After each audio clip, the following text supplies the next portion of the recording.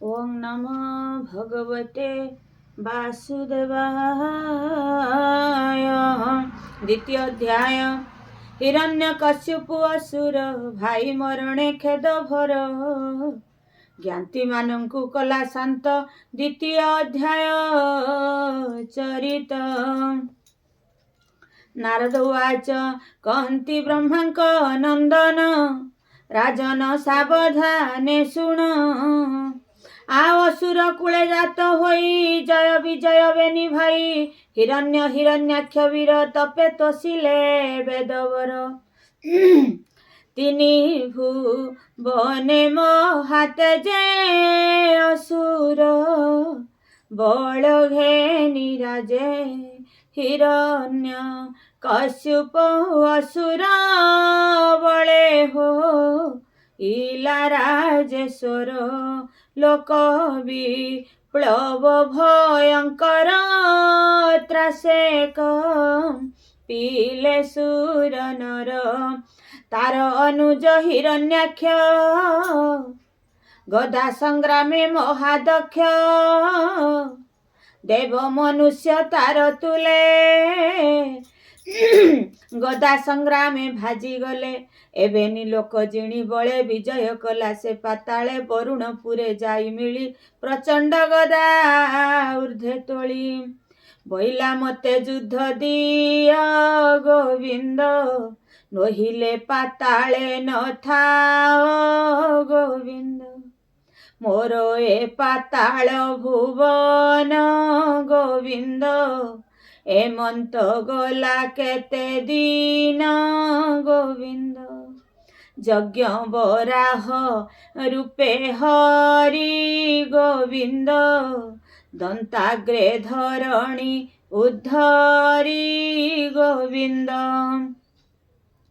से हरि थिले तारपुरे तिनि भुवन उपकारे असुर देखी गदाधर गदा प्रहारे कले चूर हिरण्यकश्यपु ता शुणी कोपे कंपिला शिर झुणी अधर दशने कामड़ी हाहा सब दे शिर ताड़ी आ भ्रातृ निधने से विकले भातृ निधने से विकले चाहिला आकाश मंडले सधुम दिशे दश दिश ता देखी कला महारोष कराळ दंत उग्र दृष्टि ललाटे नाचिला भ्रुकुटी सुळ उंचाई सभा मध्ये बोलई भातृशोक बादे भो भो दानव दैत्यगण कहई सावधाने शुण द्विमूर्ध त्रिनेत्र संबर हे सतबाहु हय शिर नमुची हे पाकैलोळ हे विप्र चिंती शुण बोल पुलमा शकुन सहिते ए मोर सभा मध्ये जेते मोहर बोल बेग कर ए शोक सागर उद्धर मोर वैरी देवलोके मनुष्य मध्ये छंती थके हरिंकी भजंती से निते विचार करी एकमते हरिर पक्ष आश्रय कले मोर भातृकु संहारिले से हरि मोहर वैरी निर्दय नित्य अहंकारी मायारे नाना रूप धरे भकत संगे से विहरे बालक प्राय तार गति एणु अस्थिर तार मति ए शूल मारी ता शरीरे तर्पण करी विरुधिरे मोर भ्रातार प्रिय अर्थे कहिली तुम्भर अग्रते सेकुट नष्ट दुराचार तार स्वासी लोक मार से मोले मरिबे सकले मूलका टीले जेन हेडाले जावत न मरई हरि तावत भ्रम वसुंधरी ब्राह्मण क्षत्रि वैश्य जेते कृष्ण भजंती अविरते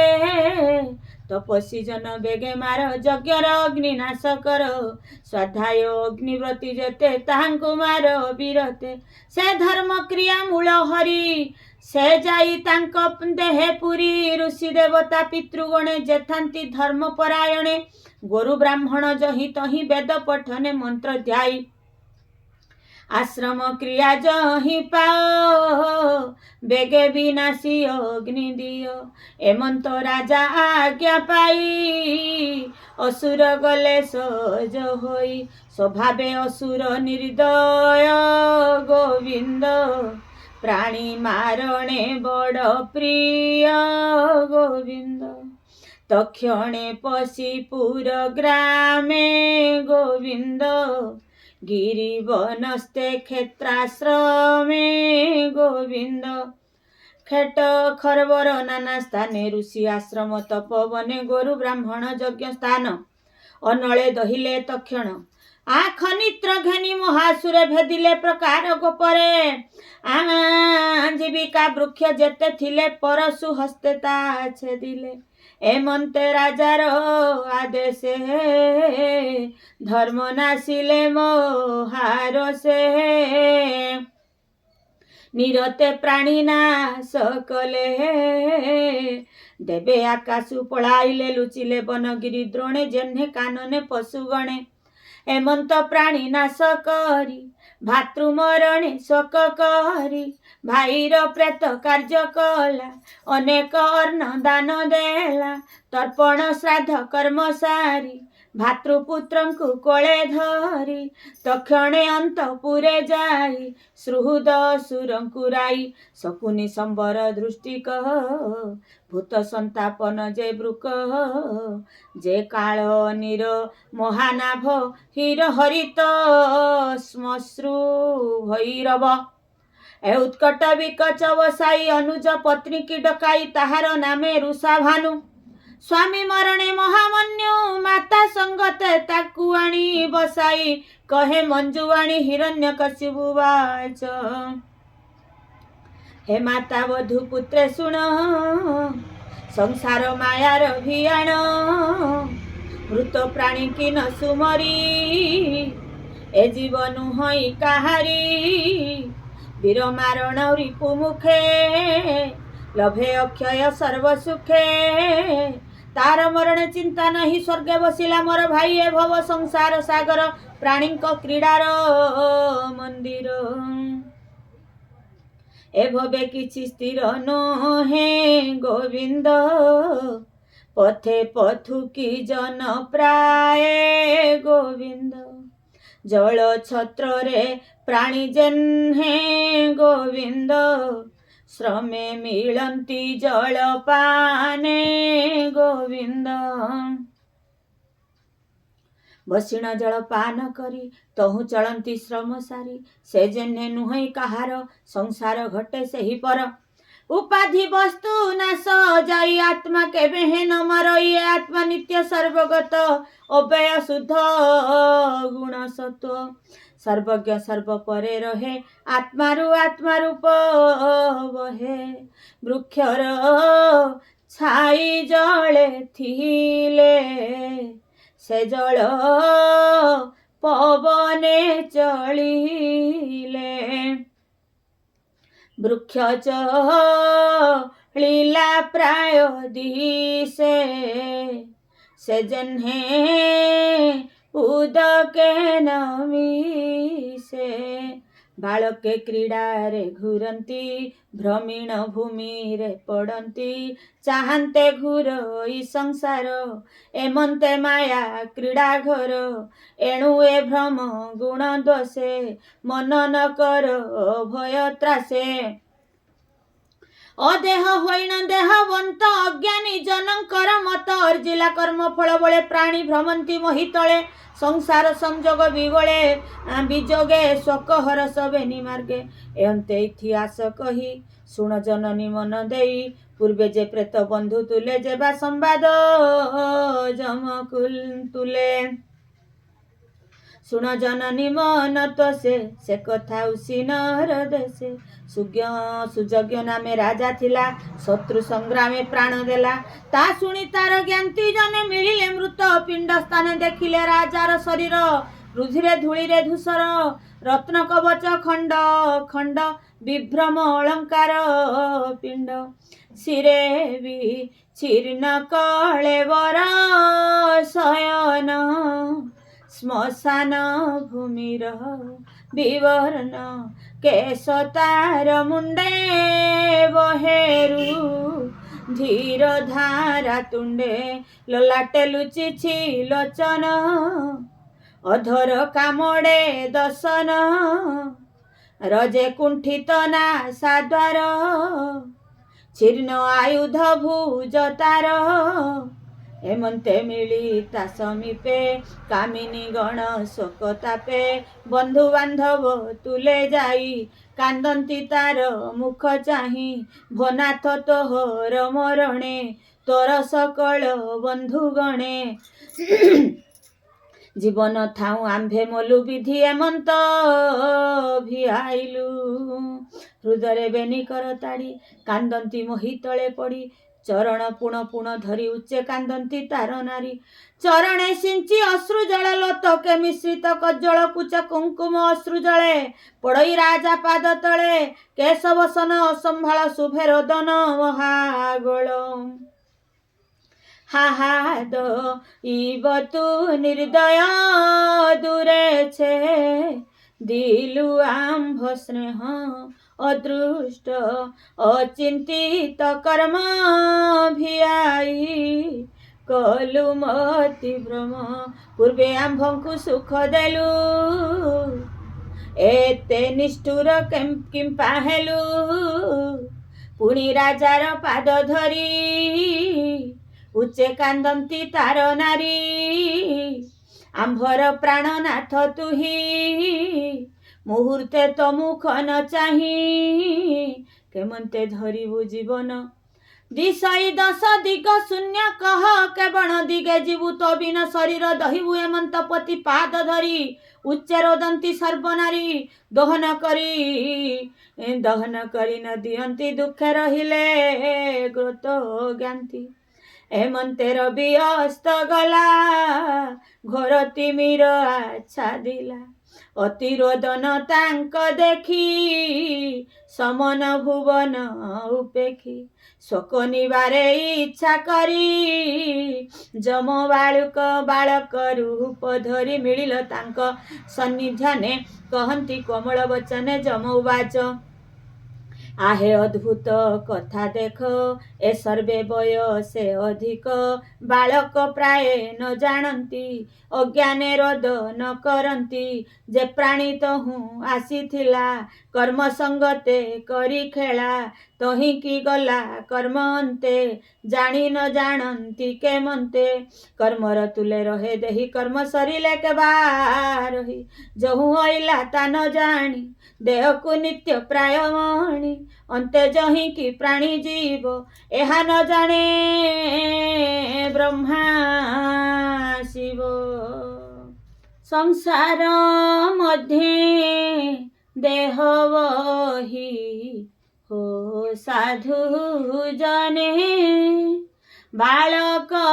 मध्ये धन्य मुहि हो साधु जने पिता जननी मोर नाही हो साधु जने बुलाई और खित होई हो साधु जने रजांक मरण रे राणी मानकर विलाप जोगु आजी जम देवता बालक रूप होई आसी जननी मानंकु कहउछंती केही न वकील केही तो न भखिले मते गोविंद व्याघ्र भलुक जंतु जेते गोविंद गर्भे जे रक्षा कला मते गोविंद एबे से आसीछि मो संगते गोविंद ईश्वर इच्छारे सर्जई पाळई पुणी संहारई ताहार क्रीड़ाए जगत কে বাসুত কে তাত মাত যে প্রাণী নিজ পথ হুড়ে নিশ্চয় কর্ম যেবা ଛାଡ଼େ কর্ম ତାହାକୁ କରେ ରକ୍ଷା ଗୁରୁଙ୍କ ପ୍ରାୟ ଦେଇ ଦୀକ୍ଷା ବାଳକ ଗୃହେ ଥାଏ ଯେବେ କର୍ମେ ନଥିଲେ ଭାଗ୍ୟ ଭୋଗେ ରକ୍ଷକ ଥିଲେ ହେ ମରଇ ଅତି ଯତନେ ଯେବେ ଥାଇ ସେ ବାଳ ବନେ ବିବର୍ଜିତ ସ୍ୱଭାବେ ହୋଇ ଅରକ୍ଷିତ ତାହାକୁ ଦୈବ ରଖଇ ବେଦ ପୁରାଣେ ଏହା କହି ଏଣୁ ପ୍ରାଣୀଏ କର୍ମ ଫଳେ ଜନ୍ମ ମରଣ ଏସୟଳେ ଆତ୍ମା ସକଳେ ଦେହ ଥାଇ ଶରୀରୁ ଭିନ୍ନ ସେ ହଟଇ ଆତ୍ମାରୁ ଶରୀର ବିଖ୍ୟାତ ମୋହ ଗହନେ ହୋଇ ଜାତ ଗୃହସ୍ଥ ଗୃହେ ଥାଇ ଯେନେ ଆତ୍ମାକୁ ଗୃହେ ଅନୁମାନେ ଯେହ୍ନେ ବୁଦବୁଦୁ ଜଳୁ ଜାତ ମାଟିରୁ ଘଟ ଯେ ସମ୍ଭୂତ ମୂର୍ତ୍ତିକା ଯେହ୍ନେ ଜଳେ ମାଡ଼ି ଚକ୍ରେ ବସାଇ ରୂପ ଗଢ଼ି ଅଗ୍ନି ସଂଯୋଗେ ଦୃଢ଼େ ଦହି ନାନା ପ୍ରକାରେ ବସ୍ତୁ ବିହି ସେ ଭାଣ୍ଡ ପ୍ରୟୋଜନ ଅନ୍ତେ ପୁଣି ପଡ଼ଇ ଭୂମି ଗତେ ସ୍ୱର୍ଣ୍ଣରୁ କୁଣ୍ଡଳ ହୁଅଇ ବିନାଶେ ନିଜ ତ୍ୱର ହଇ ମିଶଇ ବୁଦବୁଦୁ ଜଳରେ ଘଟ ବିଲୀନ ମୃତ୍ତିକାରେ ତେସନେ କାଳ ଭୋଗେ ଜାତ କର୍ମ ଭଗଣ ଜୀବ ମୃତ ବିନଷ୍ଟ ହୋଇ ଶରୀର ଆତ୍ମା ଚଳଇ ନିରନ୍ତର ଅନଳ ଯେହ୍ନେ ଦାରୁ ମଧ୍ୟ ଭିନ୍ନେ ପ୍ରକାଶେ ବସ୍ତୁ ଭେଦେ ପବନ ଦେହେ ମଧ୍ୟ ଥାଇ ନାସିକାରନ୍ଧ୍ରେ ସଞ୍ଚରଇ ସେଇ ସେ ଲାଗେ ତାର ଦେହେ ଗୋବିନ୍ଦ ସର୍ବ ସଞ୍ଚରି ଭିର୍ନେ ରହେ ଗୋବିନ୍ଦ ଆକାଶ ସର୍ବ ବ୍ୟାପୀ ରହେ ଗୋବିନ୍ଦ କାହାରି ସଙ୍ଗେ ଲିପ୍ତ ନୁହେଁ ଗୋବିନ୍ଦ ଏ ଜୀବ ପୁରୁଷ ତେମନ୍ତ ସ୍ୱଭାବେ ତ୍ରିଗୁଣେ ଯନ୍ତ୍ରିତ ସୁଯଜ୍ଞ ରାଜାଏ ନୁହଇ ରୋଦନ କର କାହିଁ ପାଇଁ ଶ୍ରୋତାବକତା ନାହିଁ ଏଥେ ରୋଦନ ଶୁଣିବ କେମନ୍ତେ ଏ ଦେହ ମଧ୍ୟେ ଆତ୍ମା ଥାଇ ଇନ୍ଦ୍ରିୟ ସଙ୍ଗେ ପ୍ରକାଶଇ ସେ ଏତେ ଥିଲା ଅନ୍ତରିକ୍ଷେ ଦେଖ ଏ ମୂର୍ତ୍ତି କା ପ୍ରତ୍ୟକ୍ଷେ ପାର୍ଥିବ ବିକାର ଏ ଦେହି ପୃଥିବୀ ସଙ୍ଗେ ଅଛି ସୋଇ ଯାହାକୁ ଶୋକ ତୁମ୍ଭେ କର ଏ ପ୍ରାଣ ଦେହରୁ ସେ ପର ଏ ପଞ୍ଚଭୂତ ଇନ୍ଦ୍ରିଗଣ ମନଟିଏ ହାଙ୍କ କାରଣ ଆତ୍ମାଟିଏ ହାଙ୍କର ସଙ୍ଗେ ପ୍ରକାଶ ଉଚ୍ଚ ନିଚ ଅଙ୍ଗେ ସେ ନିଜ ତେଜେ ପ୍ରକାଶଇ ଶରୀର ଘେନଇ ଛାଡ଼ଇ ଯାବତ ଆତ୍ମା ଦେହେ ଥାଇ ତାବତ ଲିଙ୍ଗ ରୂପ ବହି ଏ ଜୀବ କର୍ମରେ ବନ୍ଧନ ଏହା ନ ଜାଣେ ମୂଢ଼ ଜନ ଏଣୁ ଏ ଗତାଗତ ପଥେ କ୍ଲେଶ ଲୋଭଇ ଅବିରତେ ତେଣୁ ଏ ମିଥ୍ୟା କଳେବରେ ଅସତ୍ୟ ତଥ୍ୟ ପ୍ରାୟସ୍ପରେ ଯେମନ୍ତେ ସ୍ୱପ୍ନ ମନୋରଥେ ଭ୍ରମଇ ଇନ୍ଦ୍ରିୟଙ୍କ ପଥେ ଦେଖଇ ସତ୍ୟ ପ୍ରାୟ ତାହା ନିଦ୍ରାର ଅନ୍ତେ ହୁଏ ମାୟା ଏହାକୁ ନିତ୍ୟ ନିତ୍ୟ ମତେ ପଣ୍ଡିତ ନ ଘେନନ୍ତି ଚିତେ କର୍ମ ଅନ୍ୟଥା କେ କରିବ ଯାହା ନ ମୁଞ୍ଚେ ବ୍ରହ୍ମା ଶିବ ଶୁଣ କହିବା ପୂର୍ବବାଣୀ ମୁଁ ଯେ ବାଳକ ଅଛି ଶୁଣି ଲୁବ୍ଧକ ପକ୍ଷୀଙ୍କ ମାରଣେ ଦିନେ ପଶିଲା ଘୋର ବନେ ବୁଲଇ ହସ୍ତେ ପାଶ ଲଇ ପକ୍ଷୀଙ୍କ କାଳ ପ୍ରାୟ ହୋଇ ଲତା ଗହନେ ସେ ପଶିଲା ଅନ୍ତରେ ଜାଲ ପ୍ରସାରିଲା ଏହାର ଜାଲ ତଳେ ଥୋଇ ଲୁଚିଲା ଲତା ମଧ୍ୟେ ଯାଇ କୁଲିଙ୍ଗ ପକ୍ଷୀ ପତ୍ରୀ ମେଳେ ବସି ଯେ ଥିଲା ବୃକ୍ଷ ଡାଳେ ଆହାର ଦେଖି ଜାଲ ତଳେ ପଶିଲା କ୍ଷୁଧାର ବିକଳେ ଲୁବ୍ଧକ ଜାଲ ପାଶେ ଛନ୍ଦି ତାର ପକ୍ଷିଣୀ ହେଲା ବନ୍ଦୀ ଏ ପତ୍ନୀ ବନ୍ଧନ ପତି ଦେଖି ତକ୍ଷଣେ ଆସନ ଉପେକ୍ଷୀ ବୃକ୍ଷର ଉଚ୍ଚ ଡାଳେ ବସି ନିର୍ଘାତେ ନିଶ୍ୱାସ ସାହସୀ ଅତି ବ୍ୟାକୁଳ ଦୁଃଖ ମନେ ଲୋତକ ବହଇ ନୟନେ କର୍ମ ଆଦରି ଶୂନ୍ୟ ଚାହିଁ ବୋଲଇ ଶୂନ୍ୟକୁ ଅନାଇ हाहा दैव तु निर्दया मोर विषये कलु माया कषण देलु पत्रीहीने जीवन धरी विकेशने शरीर अंग अर्ध अंग नारी अर्धेक केबा देह धरी ए बालक अछि मोर वासे कि घेनी जीव तार पासे ताहांक देह पक्ष नाही केमंते पशिबई मुहि बालके मोर मातृहीने जीवन धरिबे केशने माता को लोड़िबे निकृते मु ताहा सहिबी केमंते एमंते वृक्ष डाले थाई बिकले कुलिंग डाकई पत्नीर देह देई मन क्षण क्षण के अचेतन एमंत व्याध वृक्ष तले गोविंद मिलिला चरण निश्चले गोविंद नाराच बिंधी ताकू मारी गोविंद मुदिन थोइला पंजरी गोविंद तक्षणे निज पुरे गला हो साधु जने सुण गण रूप तियवला हो साधु जने आत्मार गति से न जानई हो